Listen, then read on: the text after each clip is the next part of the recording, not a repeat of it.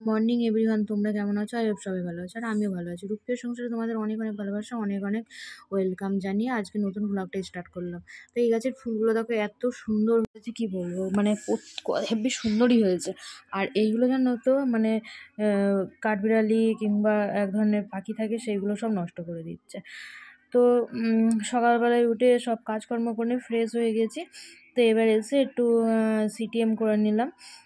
তো তারপরে চলে যাবো একটু রান্নাঘরে। তো দেখো, সংসারের কাজকর্ম করতে করতে আমাদের অর্ধেকটা সময় কেটে যায় ঠিকই, আবার বাচ্চাকেও দেখতে হয়, হাজব্যান্ডকে দেখতে হয়, সবই দেখতে হয়, কিন্তু আমরা আমাদেরকে দেখার বা ইয়ে করার মতন আমাদের কিন্তু সময় কেউ আমাদের দেয় না। কিন্তু এর মধ্যে দিয়েই আমাদেরকে একটু টাইম বার করে নিতে হয়।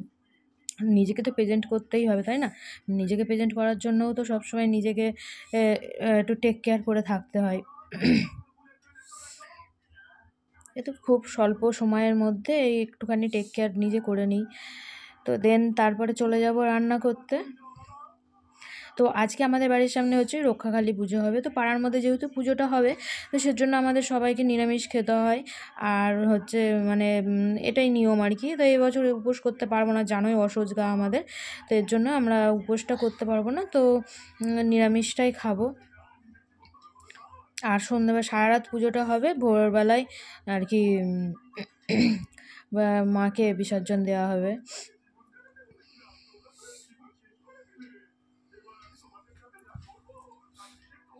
আসলাম দেখো রান্নাঘরে। তো রান্নাঘরে এসে পরে তরকারি পাতিগুলো কেটে নিলাম, সবজিগুলো কেটে নিলাম। তো আজকে যেহেতু নিরামিষ, তো কলের ডাল হবে, আর এদিকে সজনের ডাঁটা আলু দিয়ে পাঁচফোড়ন দিয়ে একটু তরকারি করব। আর হচ্ছে কাঁচা মটরশুঁটি আছে। মাথায় আসলো যে অন্য একটা তরকারি করবো, তো হট করে দেখলাম যে অনেকগুলো কাঁচা মটরশুঁটি তোমাদের দাদাভাই নিয়ে এসে রেখেছে। তো সেই জন্য ওই কাঁচা মটরশুঁটিটা দিয়ে একটু আলু দিয়ে একটা মানে ঘুগনি টাইপের করে রাখবো নিরামিষিতে, সেটা রাত্রিরে রুটি দিয়েই হয়ে যাবে। একটু মাথায় বুদ্ধি নিয়ে না কাজ করলে সংসারে মানে খুবই অসুবিধা হয়ে যায়, জানোই। আর মধ্যবিত্ত ঘরে একটু বুদ্ধি খাটিয়ে সবসময় চলতে হয়। অভাবের সংসারে মানে যেভাবে কাটানো সেভাবেই কাটাতে হবে, না হলে ধরো বিলাসিতা করলে তো আমাদের সবসময় হয় না। আর আমাদের দেখবে কিছু শখ পূরণ করার জন্য আমাদের বছর মাস সবই কেটে যায়।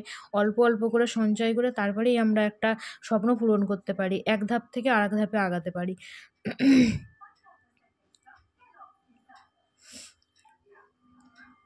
তো দেখা যাক কিভাবে কি করা যায়।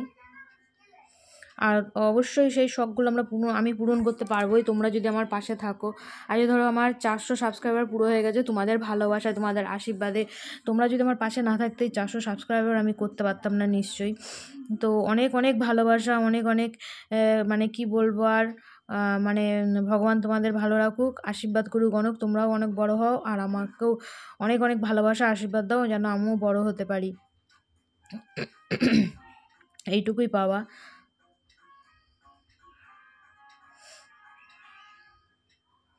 আর সত্যি কথা বলতে জানো তো, আমি না এই বটি দিয়ে কাটতে পারি না, আমার খুব ভয় ভয়ে ভয়ে ভয়ে কাটি আমি। মানে যদি হাত মানে আটকে যায়, তাও আজকে জানো তো এরকম কাটতে গিয়ে আমার নখটা এরকম নখটাই লেগে গেছে, আর নখটা কেমন যেন একটা হয়ে গেছে।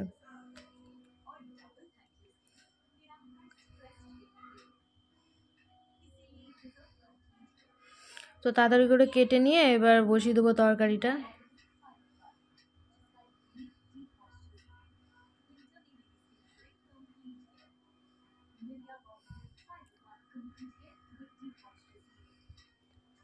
আর জানো তো সোনাইকে আমি আজ খুব মেরেছি। সোনাই না একটু কথা শুনছে না, আর একটা বাজে কথা বারবার বলে যাচ্ছে, এর জন্য আমি খুব মার মেরেছি। কি করবো বলো তো, হয় কষ্ট হয় মনে, কিন্তু কিছু করার নেই। মানে মারার পর তখন মনে হয় কি মারলাম কেন, মানে নিজেকেই কষ্ট পাই, কিন্তু মেরে দিই। আর এই মারার জন্য আমার মানে আমাদের সংসারে অশান্তি হয়ে যায়, সবাই সবাই মানে আমাকেই বকে। আর তোমার দাদা ভাইয়ের সাথেই আমার মানে ঝামেলা হয়ে যায় প্রত্যেক দিনই এই সোনাইকে নিয়ে। ওকে মারলে এবারে ওর খুব রাগ হয়, তো আমাকে বলে যে বাড়ি থেকে বেরিয়ে যাবা আর কি, ছেলেকে মারা নিয়ে। তো এগুলো হয়ই, যেহেতু আমি যখন ছোটো ছিলাম মা মারলে পারেও দেখতাম বাবা এরকম বলতো।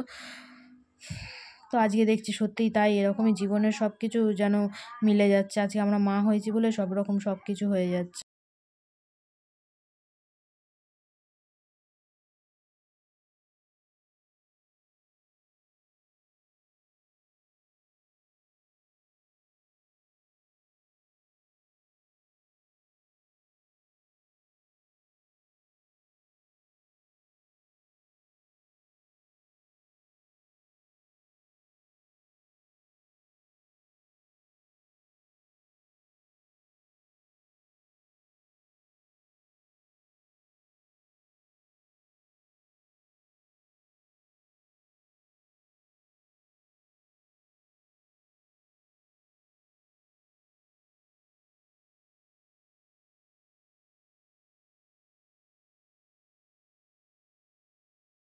মটরশুঁটি আলু দিয়ে তরকারিটা করছি, আর এদিকে ভাতটাও বসিয়ে দিয়েছি। মটরশুঁটিগুলো ভালো করে কষিয়ে নিয়ে একটুখানি তারপরে হচ্ছে মশলা টশলা সব দিয়ে দেবো।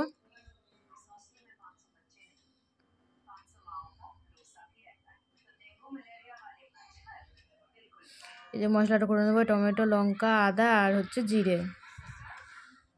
এই যে আলুগুলো দিয়ে নিলাম, আলুগুলো ভেজে রেখে দিয়েছিলাম, এর মশলাটা দিয়ে দেবো।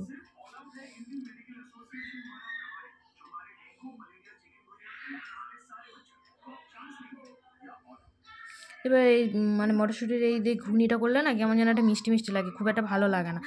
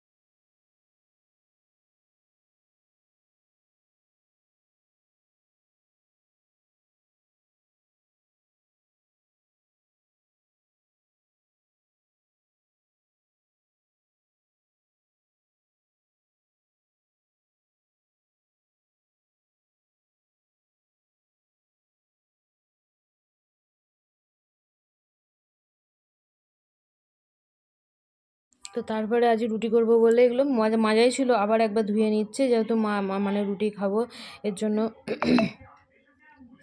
আর এই বেলুনটা গড়াতে গড়াতে গড়াতে গড়াতে চলে গেছে।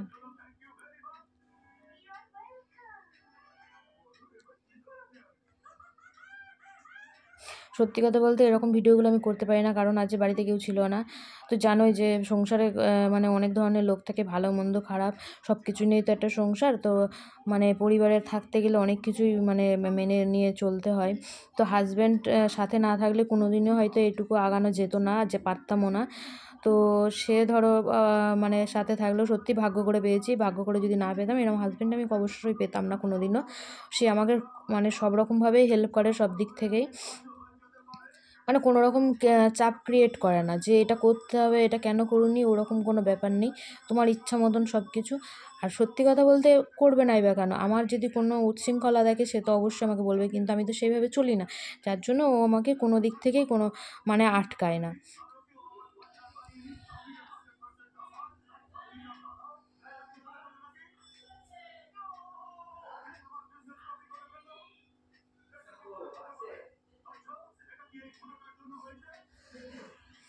সব মাজা ঘষা কমপ্লিট হয়ে গিয়েছে, এবার ধুয়ে নেবো, এই কড়াইটা মাজবো।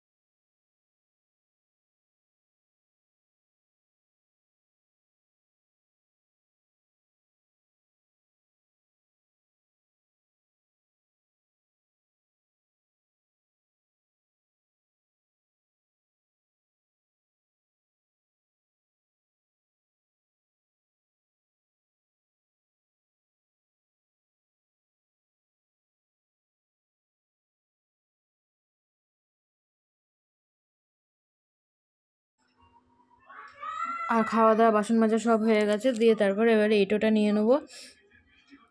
এঁটো নেওয়ার পর আবার রুটি করতে হবে, দিয়ে সোনাইকে পড়াতে দিয়ে আসতে হবে।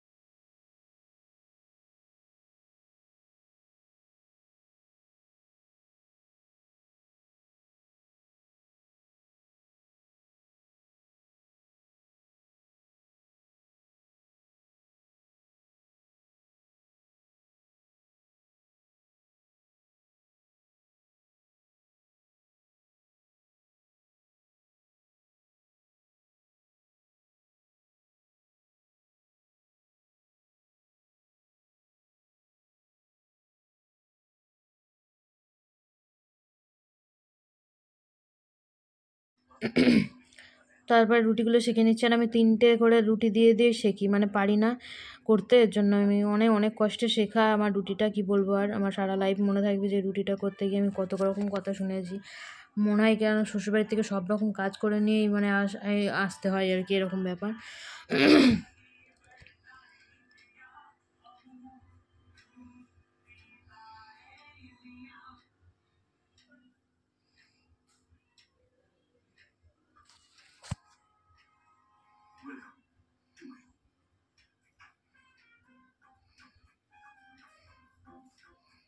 আর রুটিগুলো এত সুন্দর ফুলছে, দেখো কি ভালো লাগছে ফুলতে। মানে রুটি যদি ফোলে না, মনটা খুব আনন্দ হয়। আগে এগুলো আমি কিছুই পারতাম না। আর আমি রুটি না ওই দিভাবে শিখতে পারি না, তো আমি এই বেলুন দিয়ে দিয়েই শিখি। তো ভিডিওটা কন্টিনিউ দেখতে থাকো, লাইক কমেন্ট শেয়ার করো অবশ্যই। আর নতুন কোনো সদস্য হতে চাইলে অবশ্যই সাবস্ক্রাইব করে দিও। তোমাদের এক একটা মানে কমেন্ট আমার কাছে অনেকটা মোটিভেট করে, আর আমি অনেক অনুপ্রেরণা পাই, একটু এগিয়ে যাওয়ার অনেক মানে কী বলবো, আশ্বাস পাবো। তো অবশ্যই গুড নাইট, ভালো থেকো। আবার নতুন ভ্লগে তোমাদের সাথে দেখা হবে। টাটা।